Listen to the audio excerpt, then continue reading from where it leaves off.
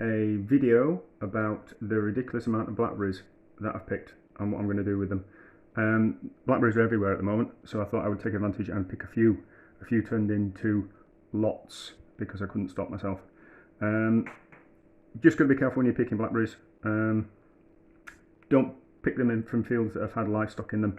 You don't know what the livestock have been doing to them, and don't pick them too close to the ground because that's where dogs go to the toilet, so you don't want them covered in dog pee.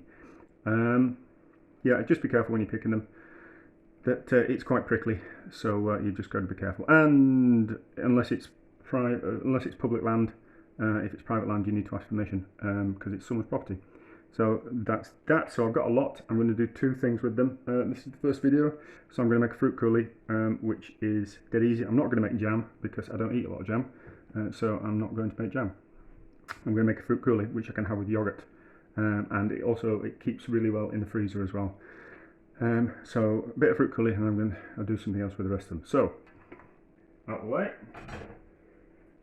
In my jug, I have got 250 grams of blackberries, and I've got 50 grams of sugar to start off with. It might need a little bit more sugar because obviously these are wild blackberries, so they might not just be quite as sweet.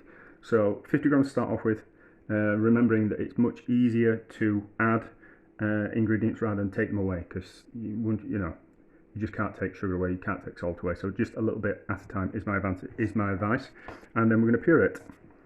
It's on, yes, wrong.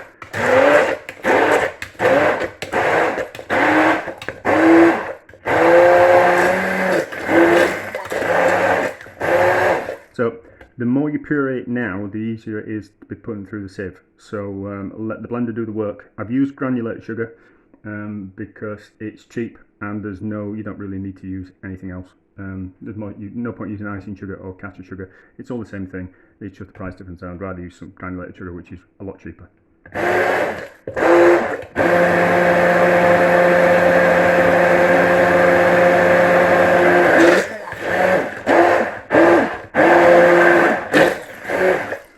So that will do. Shake the excess off. A bowl with a sieve and a spoon. The sieve needs to be a really fine one. The finer the sieve, the finer the sauce, the coulis that you're gonna get. But you don't have to. It's just you're gonna sieve out all the pips and things.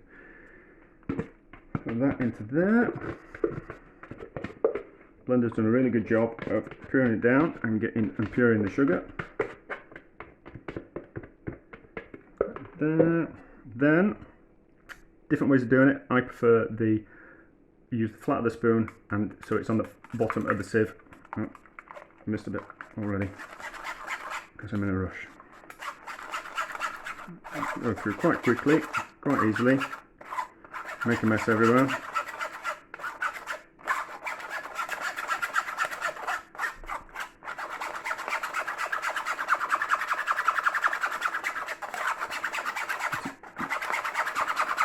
You need to keep going and push as much through as possible, and then you get as much as possible.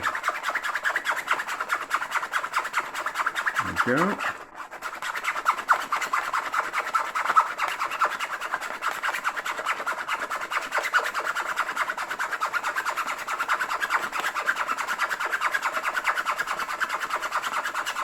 So with the last bit of the pulp, I'm using the edge of the spoon like that. And that'll make sure that you get loads of pulp coming through. That's about that. Oh, there will be some on the bottom, so scrape the bottom.